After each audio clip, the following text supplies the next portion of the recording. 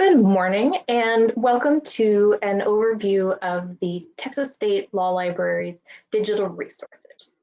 The presentation will walk you through some of the highlights of our digital resource collection and show you how to sign up at the end so that you can get access to these wonderful items. So to start, I'm just going to tell you a little bit about who we are and what we do and how we built up this program and kind of got to this point. The State Law Library is a public law library located in Austin, Texas. Our legislative mandate is to provide legal information to the Court of Criminal Appeals, the Supreme Court, state agency employees, and the citizens of Texas. Before 2013, we time serving people outside of the immediate Austin area to the extent that they were really needed. We saw that there was a need for legal information out there and that there were very few organizations equipped to offer it, especially in more rural parts of the state. As technology advanced and more legal publishers developed digital publications, we saw the opportunity to use the internet to create a repository for information so that people could do their own research. So in 2013, with the cooperation of our publishers, we developed our remote access program. It's grown a lot throughout the years, and we feel incredibly fortunate to have something in place like it right now, given the circumstances that so many library buildings are close to the public, so many places are operating remotely, and in general, so many people don't feel comfortable really going out into the public outside their home. So as we built this program up, we've tried to offer resources to meet all levels of legal knowledge and need. We have everything from self-help books to detailed practice guides. I'll show you a little bit of each of these, knowing that even if you're an attorney and only may use the more practice-oriented items in your own work, every attorney out there has friends or family asking for help with their landlord or their HOA. So you might find that even if these things aren't immediately helpful for you, they might be good recommendations for people that you know. So let's get started. What I'm going to do is share my screen. As we go, I will try to draw your attention to things that I'd like you to notice, such as special links or buttons, by drawing attention to them with highlights or arrows. So look for those as we go through the website. So first of all, I wanted to start and show you the things that you can access on our website without a library account. So these are things that are available to the public worldwide without having to sign up. So our website is www.sll.texas.gov. And when you go to that address, you will see this page. So the first thing that we are really proud of is our historical statutes. And I'll let you know that as I point things out on this drop-down menu, I won't be able to highlight because I need to have the mouse over it in order for the menu to stay up, but I'll try to show you the menu path as best as possible. So to get to our historical statutes, you'll look for this law and legislation menu. And then when you hover your mouse over it or tap on it on a mobile platform, you'll see the option for the historical Texas statutes. So we'll go ahead and go to that. And basically what this is a collection of scans from our library's collection of historical statutes in print. Thanks to some grants from some organizations like the State Bar of Texas, the Texas Bar Association, and the Austin Bar Association, we have been able to digitize the complete text of these books and post them online, thanks to the permission of the publisher, Thomson West.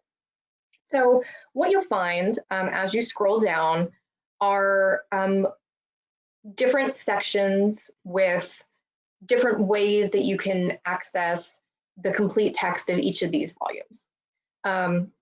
You'll see here at the top, this is kind of a list of all the different volumes that we've digitized.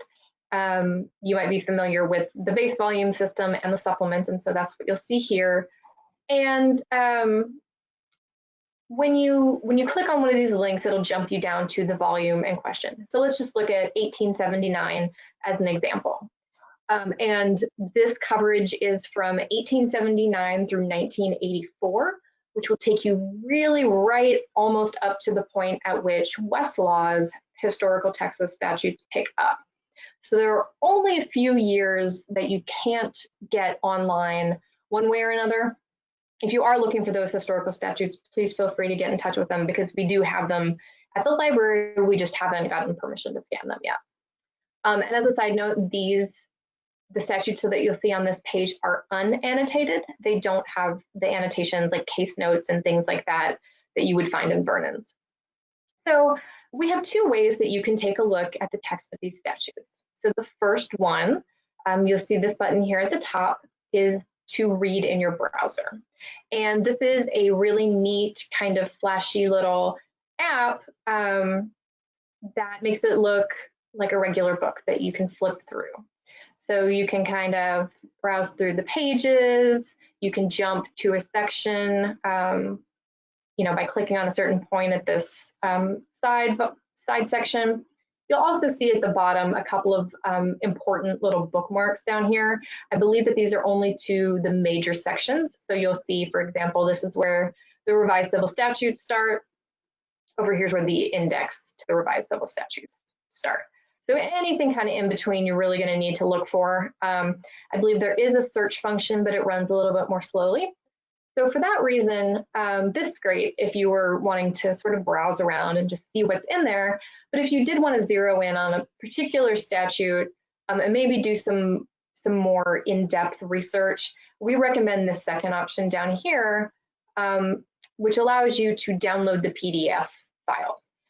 They're a little bit easier to kind of work with. They are large files, so they'll take a little while to download. But I'll open one of these. Let's find a smaller file. Let's look at this penal code down here. And I'll show you why the PDF version is a little preferable.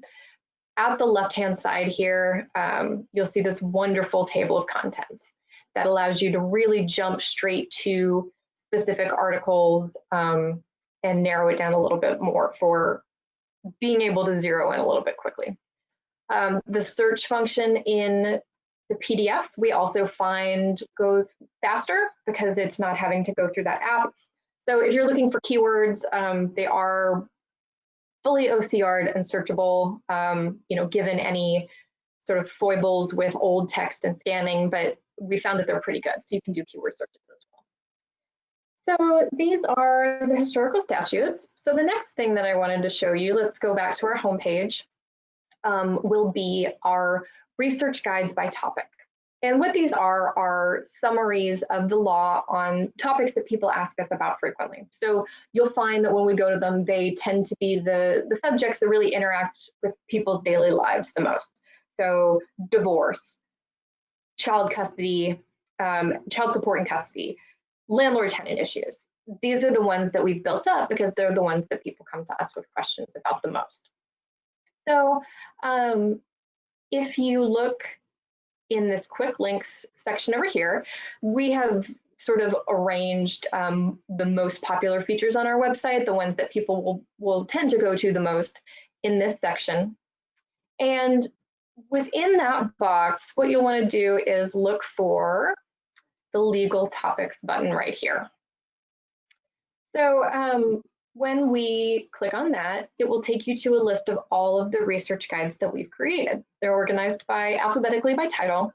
And so you'll see everything from abandoned property to legal ethics, immigration law, all sorts of stuff. So just as an example to show you what you can find, I'm going to click on the child custody and support guide. And what you'll see is many guides have subtopics. It's broken down a little bit to make it easier to narrow in on information. So here in this guide, you'll find things such as custody and visitation, child support, how to modify one of these orders, how to enforce one of these orders, and how paternity is important in these kind of issues. So each page will have things like relevant laws on the topic. So here you'll see a link to the Texas statutes that define the parent-child relationship. You'll also see things that explain the law in plain English. We all know that the law can be pretty jargony, long, dense, hard to follow. So whenever we find quality resources that do a good job of explaining it, we'll link to them here. So this is a great example. This is the website to an explanation of child custody and conservatorship that really breaks it down and explains it. You will also find, if when relevant, a list of books or ebooks that we make available that are particularly germane to the topic. So here you'll see that we've created a list of ebooks available, and we link directly to them so that you can check them out, pretty much in one fell swoop. You might also see things like places to go for more help. So if there were organizations like tenants' rights organizations, we have those listed too. So these are really good resources if you kind of need a broad overview of a topic, if you're trying to get more familiar with the topic, looking for starting points. That's what we've sort of intended these for. Okay, so those are our for the highlights of what's available to everyone on our website. So now I'll show you what, if you were to take a few minutes to register for an account, which afterwards I'll walk you through the process. Registering for that account will give you access to all of these wonderful, valuable things that I'm about to show you. So the best starting place for an overview of the benefits of a library account is what we refer to as our digital collection page. So again, in our quick links box over here, what you'll look for is this ebooks and databases icon. So if we go to this link, this has a collection of basically all of the resources that we've assembled that you can access with a library account. There's a few exceptions in here that are free, but I'll go over those in a second.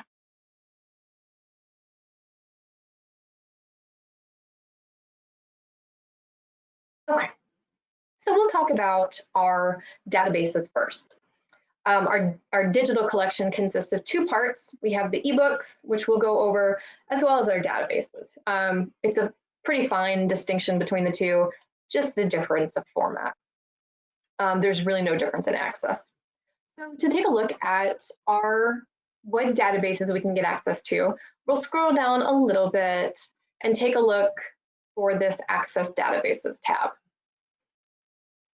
So clicking on that, this pulls up a list of all of the wonderful databases that we provide access to. There are many, so I'm just going to highlight, show you some of the really, really, really nice ones, really popular ones, but then I'll take a minute to just mention a couple others.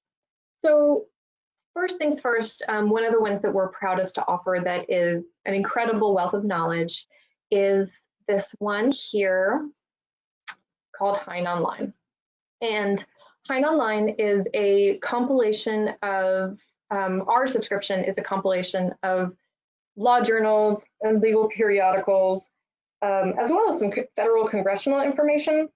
And it's incredibly thorough, it's incredibly comprehensive, and really just fantastic for doing any kind of legal research. So I'll show you what it looks like and a couple options for finding information in there. So when we click on Hein Online, what it will ask you to do is verify that you do have a library account. So I'll just log in my library account information here.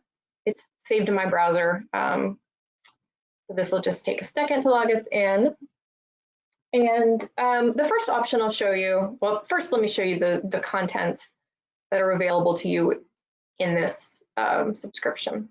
So here's the browse view of what you can get to through the state law library. So, what we sort of focus on clearly are the law journal libraries. So these are legal periodicals and law journals. But you'll also find really nice things for federal research, Code of Federal Regulations, the Federal Register. This one has been kind of interesting because sometimes they will add subject-specific databases. So we've got gun regulation and legislation in America, And they've recently put together this Slavery in America and the World database with all sorts of incredible historical documents about the history. But then also down here, you will see all of these federal congressional resources, US code, congressional documents, presidential libraries, etc. It's really, really nice. But we're just going to kind of focus on the Law Journal Library today. And I'll show you, starting off, how to get to a specific article if you have the citation. So up here at the top, we're going to concentrate on our search box. And the option that we'll use in order to pull up something with a direct citation is the second tab, Citation. So let's click on that to enable this search. And then all we'll do is simply type in the citation of what we're trying to look at. All right. So once we click on that, it takes us right to it. And the really wonderful thing about Hein Online is that they are direct scans from the journal itself. So they're ideal for citing, and they're also really easy to read and download. So you can see the sort of browsing over on the left-hand side. This will show you all of the contents of the particular volume that we're looking at. So you can kind of hop around from article to article. But if you were just concentrating on this and wanted to download it, they make it very easy to download the entire thing at once using this download button here. We'll click on that, and it will take us to an option to download it all at once. So this is really, really nice. You can see you can download the text of it or a PDF for citation purposes. So that's fantastic. Okay, so going back to Hein Online, the other option, if you didn't necessarily have a specific citation in mind, but maybe wanted to see what was out there from a particular law school or an institution, you can search what's in the catalog. So let's say as an example, we wanted to see what Hein had to offer from Northwestern University. That's my undergrad alma mater, so let's take a look at that. So to do so, we're going to come back up here at the top for our search bar. And this time we're going to look at the catalog tab. So what this will do is search within the titles that Hein Online has to offer. So let's click on catalog to enable it. And now we'll search for Northwestern University. Okay, and once the search result comes up, this takes you to all of the listings for what they have related to Northwestern. So the thing that people will primarily probably be interested in is the Northwestern University Law Review, but it looks like they've also got some online stuff too. So we'll go through it and I'll show you the browse mode, which is really nice. It's easy to navigate and kind of browse just through the holdings, just maybe if you're curious or kind of wanting a historical snapshot of what was happening at a time. So this is the landing page for the Northwestern University Law Review. And as you can see, as we scroll down, it goes all the way back to volume 1 here at the very bottom. So you can tell that this is complete coverage of this particular title. So let's just say we were kind of curious about maybe what was going on in the early 20s. So let's look here at volume 19, just to see maybe what they were writing about them.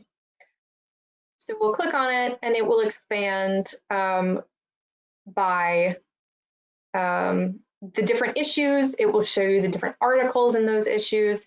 And then with that same view that we saw before, you can jump right to an article, pull it up, download it.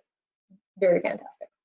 Hein also offers the ability to do full text keyword searches. So if you didn't have the citation, if you didn't know who you wanted to see this from, if you were just like, I'd like to see all of the law review articles involving adverse possession, you could do this in the full text. It's going to probably be a little bit overwhelming, but the option is there as well. All right, so that is Hein Online. So we're going to go back to our digital collection and I'll show you our next database that I wanted to feature, which is called ILA link. So it's this one here at the top. This one is brought to us from the American Immigration Lawyers Association, and it is a really beautifully thorough and helpful website regarding immigration law. So before we go there, I will note that due to our budget constraints and the rising costs of this service, we've had to limit access, simultaneous access to 2 people at once. So, we'll see if we can get into it, but you might also encounter an error saying that it's reached the maximum number of people available. If that happens, let's kind of take a look to see what we get. Oh, okay, great. So we were able to get in, but sometimes you might see that error message. If it happens, wait a little while and try again. There is a timeout feature where if someone's in it and idle, it will let them out. So ILA link is wonderful because you'll see over here this menu for what it contains, and it has all sorts of relevant immigration statutes, case law, government memos, government manuals. All of these things here at the top portion are going to be the primary sources regarding immigration law. They've gathered those here for you. The second part down here are item-specific secondary materials published and gathered by ILA. And these will be looking at this books section right here. These are going to be the full text of many of their very popular titles. The top one that you'll see featured is this Kurzban's Immigration Sourcebook. It is known as the premier and classic title on immigration, and our immigration attorneys absolutely love it that we make this available through ILA link. So let's go back to our, close some tabs for us real quick. So going back to our digital collection, the last one that I really wanted to show you is that's not true. I've got 2 more that I want to show you. So the next one that I'd like to show you is a database called Fastcase. So we'll see it right here. And what Fastcase is a database of case law and statutes, and then some secondary materials that's sort of aimed to fill the gap in the market between something like Google Scholar that is free yet limited in its features and its sort of searchability, and between something like Westlaw and Lexis, which is very robust, very value added, lots of great features and searchability, but is very, very expensive. So Fastcase is coming in sort of at a mid-level between those 2, and it is really a great resource for people who are just wanting to do case law research. It makes all of that available. It doesn't have the annotations maybe or the head notes that you would see, the key numbers like in Westlaw, but it'll allow you to do some keyword searches, some advanced searching to narrow by time, jurisdiction, all those kind of things, and some few other features like seeing how often a case was cited too, seeing negative history. So it's building up more and more as time goes on. Attorneys who are licensed with the state bar might find this familiar as they make it available to all the attorneys. But I also wanted to show you a couple bonuses that you can find through our subscription that you cannot find through others. So the first, I'm going to, let me hide my little screen over here.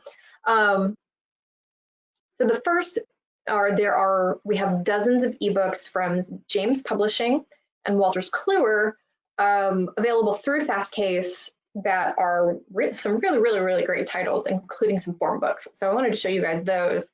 So to access them, we'll click on Browse. And as a side note, if you are new to case law research and wanted to use Fastcase for your case law research, we do have a research guide back in that legal topics section that I talked to you about how to use Fastcase for effective legal research. So there's more on that if you'd like to explore that aspect of this database a little bit more. But for now, let's take a look at our ebooks. So clicking on the Browse button, we have it divided into material, do primary to the left and secondary material over here to the right. And the secondary material available through our subscription is going to really consist of these treatises and books. So what you'll see here, James Publishing has lots of items available, and clicking on these does take you to the full text. So the small firm practice tools is a really nice one for a lot of common forms. The interface is also great for browsing. You can kind of bop around from chapter to chapter. And then if you want to download it, you know, it's very easy to as well. You can just use these, this little download button next to the side of any chapter. So to show you what it looks like, let's take a look at a motion for summary judgment, perhaps right here. It'll open it up over here to the right. And it looks like perhaps, yeah, this is just explaining the motion for summary judgment. And then to get to the forms, we'd take a look at this form section over here. And clicking on that, it'll show you all of these forms available. So like I said, these resources are really great. Okay, so the final database that I would like to show you is called West Academic.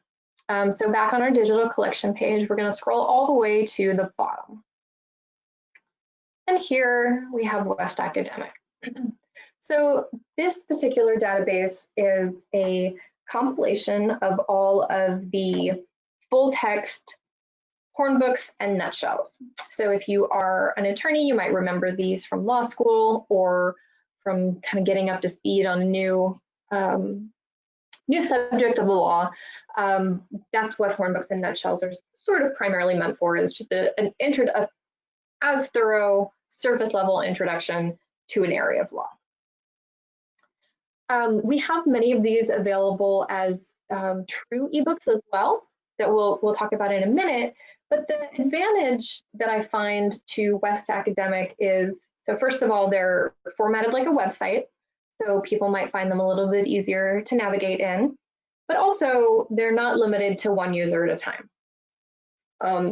We can have many people simultaneously using these here. So that kind of eliminates any frustration of going to check out the ebook, finding it's already in use and being like, well, I can't get to it. So for hornbooks and nutshells, you still can. I'll just take a second to show you what one looks like. We can use this, the recent releases here, just to take a look at this. International Business Transactions nutshell, just because the format on all of them is much the same. So clicking on it, you'll see a very nice navigation, a browse menu. So you can open up different chapter contents to see what might be in there, and then clicking on it, the full text of it, it's really just text. You'll still have page numbers for referencing later, but some people find this very straightforward web-based platform a little bit easier to use. Okay, so the very last thing that I wanted to point out in our digital collection, we won't talk about it in too much detail, but I do want to mention them because we find them, we use them a lot when we're helping out our patrons, and they're really, really tremendous. The first one is the Legal Information Reference Center right here, and the other one is the National Consumer Law Center. So the Legal Information Reference Center is a collection of self-help, mainly books, from a publisher called Nolo. They're very respected as far as being providers of legal information for everyday people. So what you'll find in this are explanations of how the law might affect your rights or your life in a certain situation. So we'll find things like overviews of child custody, surviving debt, how to repair your credit, how to deal with debt collectors, maybe neighbor law, how to live peacefully in a neighborhood with an HOA, neighbors, things like that. So because these are less intended for legal practice, you might not necessarily find some forms, although there are many in there, but what you will find are things like sample letters, how to write your landlord requesting your security deposit back, things like that. We recommend them all the time when people are like, I'm facing foreclosure. I don't know what that means. I don't know what to do. These are great resources for that. Very similarly, the National Consumer Law Center is a lot of free text, full text ebooks that these mainly focus on things like financial literacy, financial health, and consumer protection. So in this category, you'll find things like truth in lending information, fair debt collection. These books tend to be a little bit of a higher level than the Legal Information Reference Center, but they're still not going to be really weighty treatises. So these are just two more kind of self-help items that I thought I'd point out for you. Okay, so that is an overview of our databases. So now we'll talk about the flip side of our digital collection, which are ebooks. So let's go back to the top here of our digital collection page.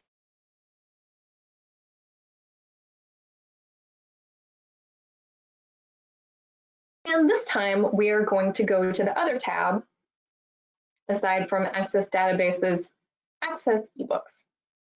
And we will talk about two different ways that you can get to our ebooks, the first of which being through this page. What we have done is, this section here is more for people who would like to browse to see what we have available on a given topic. So if you don't have a specific title in mind, but you maybe wanted to see what's out there about zoning, this would be a good place to turn because we've organized them for you based on the subjects that they cover. So scrolling down a little bit, what you'll see, we have emphasized our 6 main categories that people tend to use more commonly. So things like civil procedure, hugely popular, very much in demand. Same thing for family law, of course, and wills and estate planning and probate. However, that is absolutely not all that we have to offer. So if you're looking and wanting to find something that isn't listed here, we do have this option at the top to browse everything.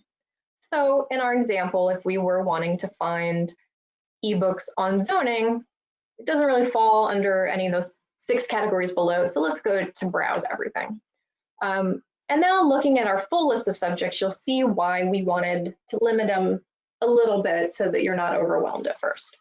It's a big list. You'll see that they are categorized by main topic here in the big blue bold.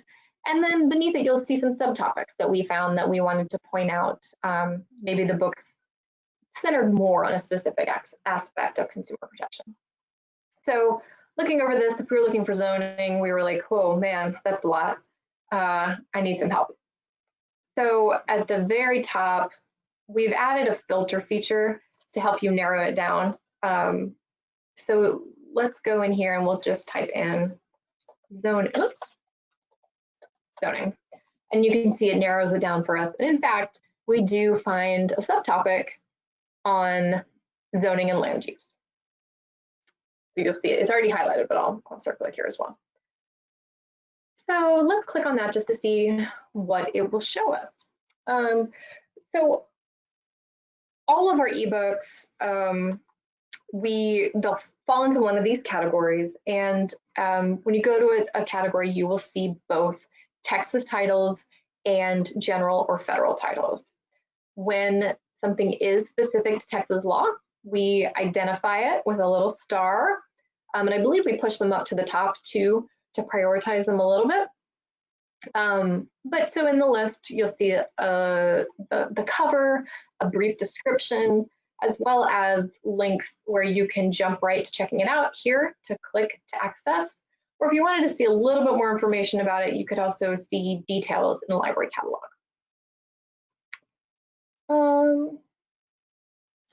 So this subject doesn't appear to have any, but let me jump back to another one that probably will. We also offer many CLE courses in the form of an ebook. Mostly these are going to be from 2017 onward, but there's a couple exceptions peppered in there, but for the most part, that's what you'll find. So I know that we've got lots of family law CLEs. Let's click in here. And let's look at, we'll just look at the main family law section here. And so when you get to a subject page like this, what you want to do is look in the list for this option for CLEs. We've put them in their own tab just because a lot of the time they can be so broad that it's hard to put them into subtopics. But so clicking on the CLEs, you'll see all of the CLEs that we have to offer related to family law. So pretty nice, really big selection. This is great for attorneys that we can make these available remotely. Okay, so that's how you browse ebooks by subject. If you had a particular title in mind that you wanted to find and zero in on, you can also search our catalog by name. So there's a couple of places that from any page on our website you can do this. The first is up here. On every page, you'll see this box that has a search bar where you can choose to either search information on our library website, or you can click this other button here and narrow it to books in our catalog. So just for an example, if you click from here, if you search from here, your initial search will return everything that we have related to it. It won't be just ebooks, it won't be just print. So in order to narrow down to only ebooks, you can scroll down a little bit and you'll see some opportunities to refine your search here to the left. So in this side panel, you can look for the item types and click on those options to restrict based on the various forms that you were looking for. You can also narrow your initial search once you're in on this page by requesting that it only show you items available online. So we'll check that box and then it will only return ebooks and web items. And web items are things that we found online, like manuals from the Attorney General's office that aren't true ebooks through our Overdrive platform, but are nonetheless found online and would be of interest to people. So now that we've got our only return items online, we'll search again, and now you can see scrolling down that the little icons that pop up show it's available through HeinOnline. So the other way to search and get into the catalog from any page on our website is using this red menu bar at the top. One of the options you'll see here is Library Catalog. And clicking on that will take you right in to that page that we saw before. So here again, you'll see the options, the search bar, the opportunity to only search items online. And both of those options, the red menu bar and the search bar at the top, available through every page on the library website, so it's not hard to find. Okay, so that's searching. So now let's say we wanted to check out and read a book. Show you a little bit what that looks like. Our ebooks use the Overdrive platform, which you might be familiar with through your local public library. It's very popular, it's very user-friendly. We've had a really good experience with it. And I'm also, once we open it, I'll show you some of the nice features that you'll see in there. So I'm gonna scroll down and we'll see, I might already have enough. Here we go. I might already have too many books checked out, so we'll see if it will let me. You can check out 3 ebooks at a time. They vary in checkout period from 3 days to 7 days. So they turn around pretty quickly. If you're finding that one is in use, you can place a hold on it and feel pretty confident that you'll have access to it fairly quickly. So we're going to take a look here at Nichols on eminent domain. So when you're looking at this results page, the way that you know that it's available as an ebook is by this button here that indicates that you can access it through Overdrive. So let's click on that, and it'll take us right to the title in Overdrive. You'll need to sign into your account because ebooks in Overdrive are only available to registered library members. But the nice thing is that your account that you can access databases and the account that you can access ebooks are all the same. So you don't need to worry about multiple passwords with us. Okay, so here is Nichols on eminent domain. And when we scroll down, this is a multi-volume set, and you'll see all of the different volumes available. Because there are so many, oftentimes it can be a little confusing to know what you need. So going back to our catalog page, this is the search results. You'll also see that we have uploaded the table of contents for many of the items of multi-volume sets so that you can really narrow in on which volume you need. Especially given that you can only check out 3 items at a time, knowing which one you want really kind of helps. All right, so scrolling back down, let me see if I can check out one of these volumes. This is one I've checked out before, so I'll be able to show you the features that I've used it. And in fact, I have reached my checkout limit. So let's go see what I've already got out. It says that you can manage your titles by returning some. So we'll go in, let's see what I've got checked out. You can see that I've got a handful of things that all are coming up on some renewals. That one expires in 2 days. That one expires in 6. So let's look at this other volume of Nichols that I had checked out the other day.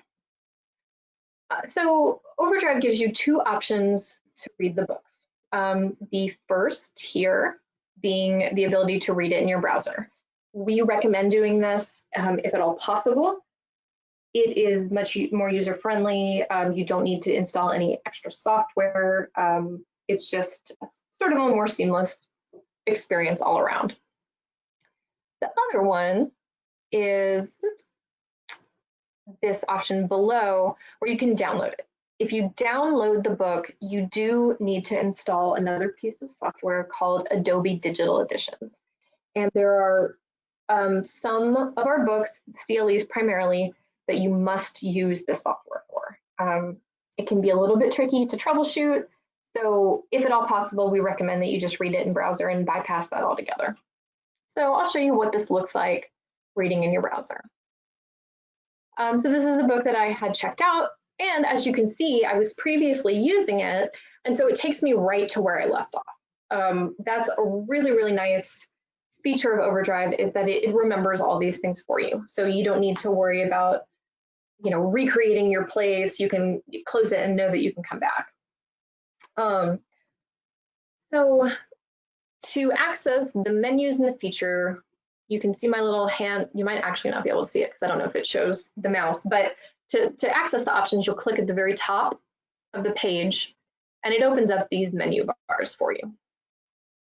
So the options it gives you, you can print. So you can print from our ebooks. You can search within it, which is really nice. And this one will allow you to place bookmarks. So you can see that I've actually already bookmarked this page because it's filled in. If it were blank, I could add a bookmark there. So the other option here up at the top, I think these are called little hamburger menus. If we click on this, it will show us a little bit more navigational opportunities. So clicking on that, we have the option to search again.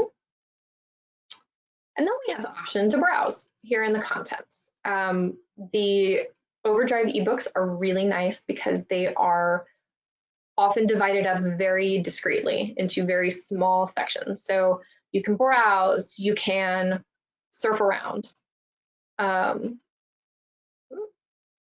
Sometimes if you don't click in quite the right place, it'll put a bookmark instead of coming up with a menu. So to see the previous bookmarks I placed from that hamburger menu, you'll see this opportunity here, bookmarks. And we'll click on that, and you can see a bookmark that I made yesterday on July 16th. Today is July 17th, and clicking on it will take me right back to it. So this is a great way to identify for yourself things that are important. You can also highlight. So highlighting, it's a little counterintuitive. You need to click and hold, I believe. And you can also add some notes. So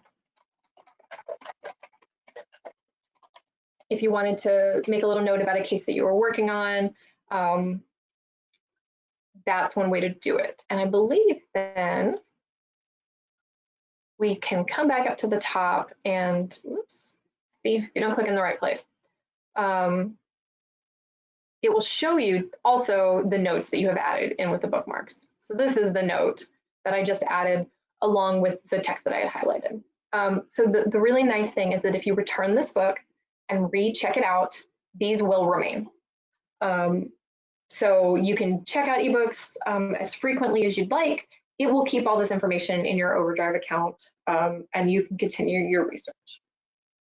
So a side note about our ebooks, most of them are available to everyone with a library account. There are 4 exceptions. These 4 exceptions are the ones that our publisher saw as the sort of very high value books, the ones that might be in highest demand, and they wanted us to restrict access a little bit further. So these 4 titles are available only to government employees. And we can designate that as part of the sign-up process, which I'll show you here next. So the 4 titles that are restricted to government employees are Dorseño's Texas Litigation Guide, the Texas Transaction Guide, Moore's Federal Practice, and Collier on Bankruptcy. However, even if you're not a government employee and you need sections from those, our librarians have access, and we're happy to help you provide sections upon request. So you can ask us at any time for help with that. Which actually brings me to a good point. If you are going through our website, you don't see something available that you want, you're not sure where to find something, our librarians are always available to help you. And there are a variety of ways that you can get in touch with us. So in this box at the top that you'll find at every page, there's a couple different ways to get in touch with us. Of course, is our phone number. Right now, the library the building is closed, but our librarians are still working. So due to that, we are not answering live phone calls. However, we do have a voicemail box.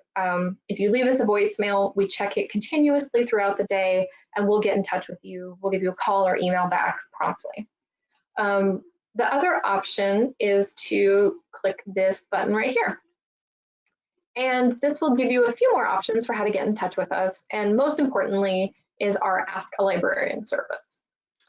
So here, let's see, what you'll want to do is click this email box. You can send us a short note along with your contact information, and we will get back to you. A new service that we have introduced that has been really, really popular and that we've really enjoyed offering is a chat service. This is not available all day.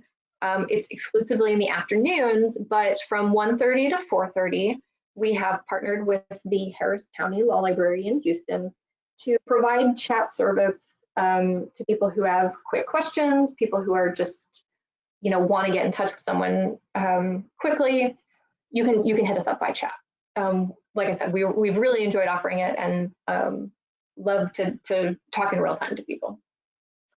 Okay, so now instructions on how to register, because you'll need to do so in order to get access to a lot of these things. So this will just take you a few moments. There's really one critical piece that I'll show you so that you can make sure it's done successfully, but otherwise, very simple, very straightforward, very fast. So To access the sign up page, there's a couple places that you can do it from any page on our website.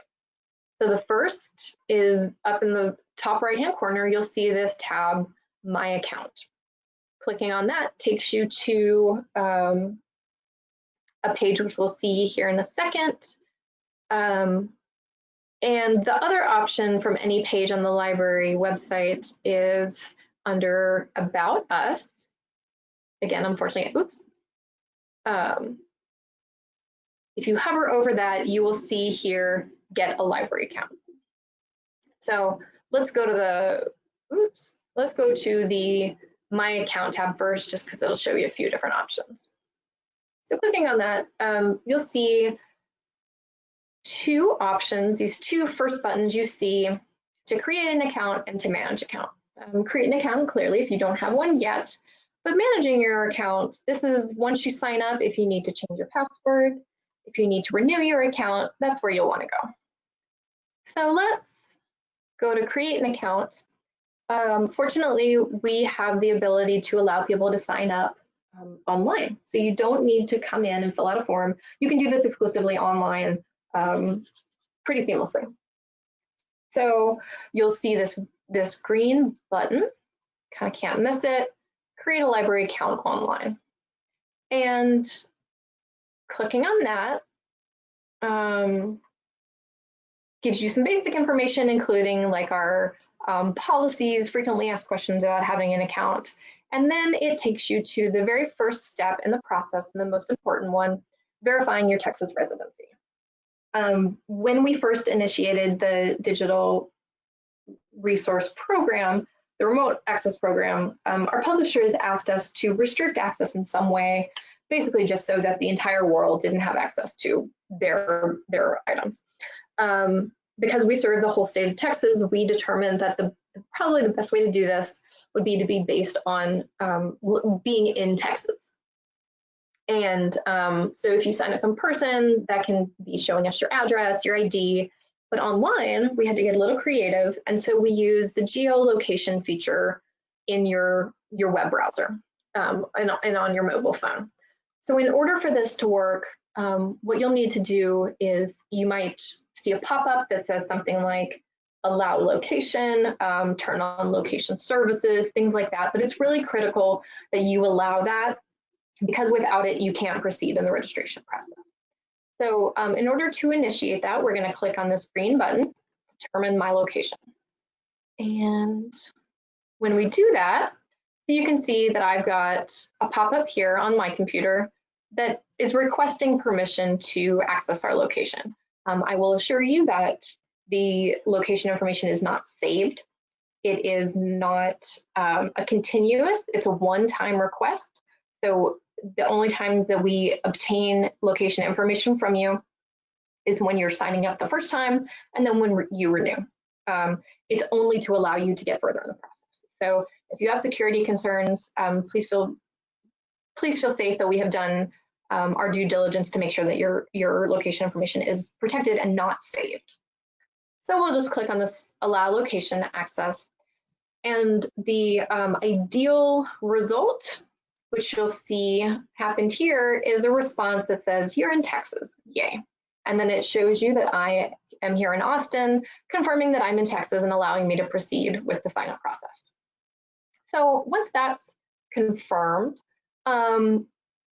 you'll scroll down and you'll see very basic questions about who you are and how we can contact you about your account. Once you sign up for that, I believe there is a 15-minute lag between when you hit submit and when you receive the email asking you to confirm your account. But once you get that, you're good to go. You can do this at any time of day or night. It's automated, does not require any action from our staff. So you sign up and you're all set. However, when you go to renew your account, that does require an action from our staff. So if you submit a renewal request at night, you might not hear back from us until the morning. So the accounts registered online are good for 6 months. You will receive a reminder email when the expiration date is coming up so that you have plenty of time to renew it before you're locked out. And if you have any problems at any time with your password, logging in, signing up, anything like that, please feel free to reach out to us. We're happy to help you troubleshoot. So I think that pretty much covers the highlights of our remote access program. If you have any questions at any time, again, please feel free to contact us. We're happy to help you know more about what we offer and how our librarians can help you with research and find what you need.